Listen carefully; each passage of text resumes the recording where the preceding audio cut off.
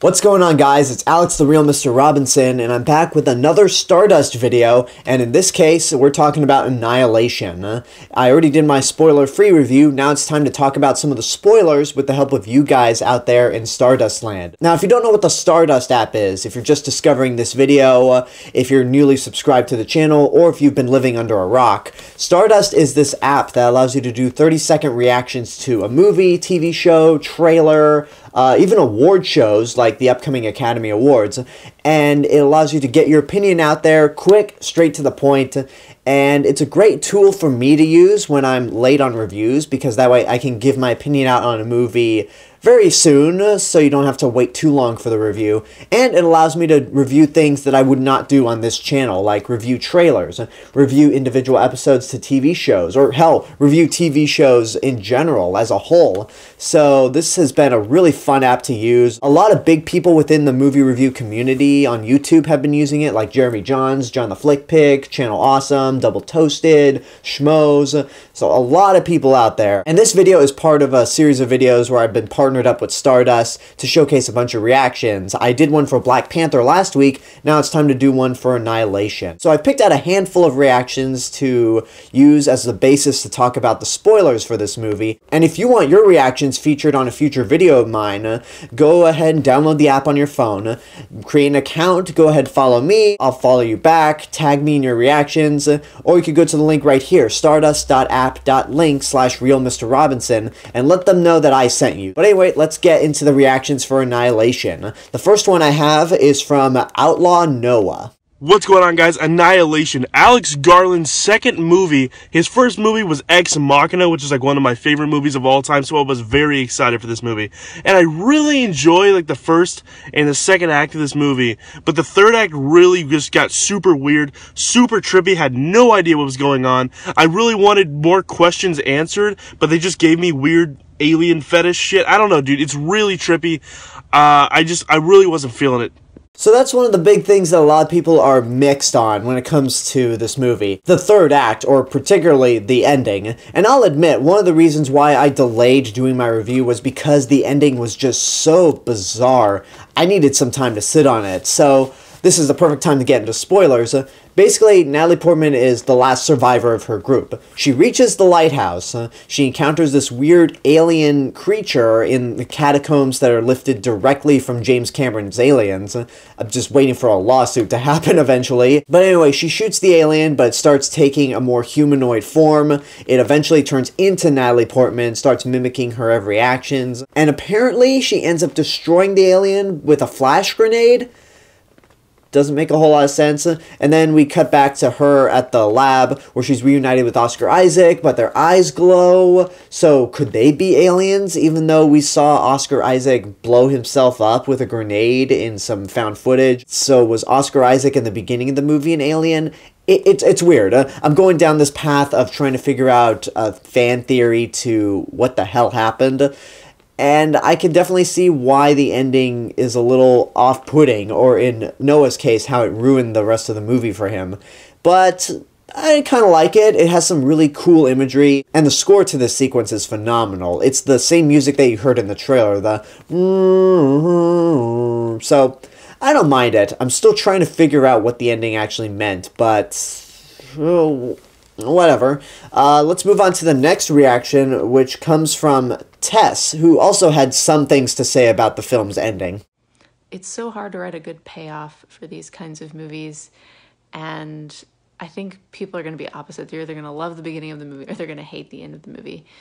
And there was one guy sitting behind us who just stayed for almost the entire thing and then was like, this is so stupid, and then walked out at the end. But I enjoyed most of it. It was really pretty film, good music, some scary moments, but some people are just going to hate that ending. Yeah, I've already said my piece about the ending, so we're actually going to move on to something that Tess mentioned that I talked about in my review, which is some of the scary moments. There are some points in this movie that really play out like a horror film, and I mentioned that Gina Rodriguez There are some points in this movie, one moment in particular, where she's scarier than anything that the Shimmer has to offer, because it results in her finding out that Oscar Isaac is Natalie Portman's husband, and she flips out. She duct tapes and ties Natalie Portman, Tessa Thompson, and Jason Leigh to a chair, several chairs, to kind of interrogate them, figure out what's going on. And one thing I gotta say, like, this kind of adds to how terrible Jason Leigh is in this movie, but she's tied up and she's just not panicking at all, but you never believe it that she's calm at all. It's still in that vein of, yeah, I don't care what's going on, let me get my paycheck. So anyway, that's a mini rant. But anyway, she's about to interrogate them, but then she hears a scream in the distance, and one of their team members got killed off by a bear. So Gina Rodriguez runs out to try to save the other team member that she thinks is still alive. But then the bear comes in, and the bear is like half fur, half skeleton. It's really creepy, but the thing that really makes it even creepier than it's supposed to be, its roar is the scream of the team member that it killed. And it's just so eerie. It gets under your skin. It's that creepy. And then it has a horrific holy shit moment where Gina Rodriguez shoots the bear attacks her, and then swipes her bottom jaw off. And it's not something that they cut away from. No, Alex Garland is not shy at all from showing you Gina Rodriguez without a lower jaw. And when that scene popped up, my jaw was dropped. It was just so horrific, and I was like, whoa, they actually went there. So yeah, it does a good job of making you feel a tad depressed and just overall anxious in like a nervous way. So I liked it, and the score, again, definitely helps. I talked about the score in my review. I love it. So let's move on to a somewhat negative reaction from Big Screen Books. Honestly, this movie was a miss for me. I thought the plot was all over the place, and there was a severe lacking of character development. Like, honestly, I didn't give a shit about a single one of the characters. It just kind of dragged on, and they focused way too much on the visuals and the imagery, which looked really nice. The film looked nice, but they focused so much on that and not on the characters and plot. Yeah, I guess because I was just so invested in the mystery of the Shimmer that it didn't really occur to me that there wasn't that much character development outside of Natalie Portman's. But I do say that we do get a little bit of character development with each individual person, just enough to where you know who they are and why they have a reason to go into the Shimmer. So it's not something like when you watch Dunkirk or Shin Godzilla. As much as I love both of those movies, there really was no character development in either of them. So yeah, I didn't really have that much of a problem the way she did, but I can definitely say that it was a little bit harder to get character development in this movie compared to Ex Machina, where you only had 3 people, 4 if you want to count the Japanese robot who doesn't really speak at all, so I guess we're down to 3 with Ex Machina. But anyway, let's go into one of the other positive reactions, which is from Mothman Jones.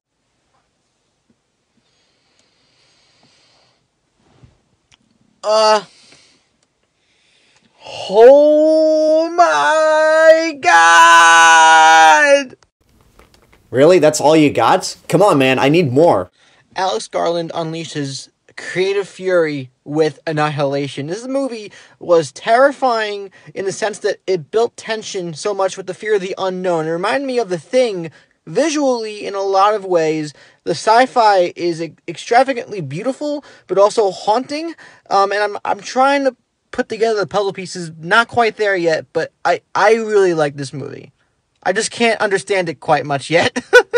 Yeah, I'm in the same boat in still trying to figure out this movie. It's been almost a full week since I've seen Annihilation, and I'm still trying to wrap my mind around the ending. I already talked about the ending when I looked at Outlaw Noah's reaction, but yeah, it looked visually stunning, the music was great, but the last bit of the movie, when we see Oscar Isaac and Natalie Portman's eyes kind of change color, I'm still kind of on the fence about that, because there are a lot of clues that lead to them being aliens not being a possibility. But at the same time, this movie was very scarce about giving you direct answers. And like I said, it's more of a thinking man's movie when it comes to science fiction. Just just like Ex Machina. Alright, so the last reaction I'm going to be doing is from my good friends over at The Real Rejects, more specifically, John Humphrey. So over the weekend we caught Annihilation, the new film from Alex Garland, and I gotta say, this really stuck with me. I've been thinking about it ever since we saw it, both on a tonal level and on a subtext kind of a level.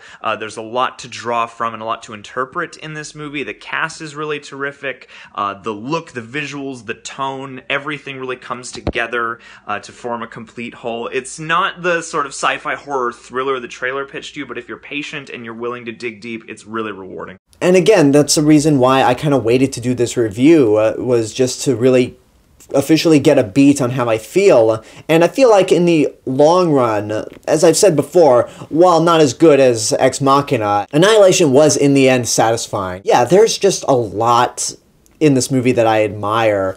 One thing that I didn't mention, you see this in the trailer, but there's a piece of video footage that our main characters find that shows the last group of soldiers that went in, one of them being Oscar Isaac's character, and they have this one guy tied down. They cut open his stomach and they see his intestines moving around like it's a worm, and I was just like,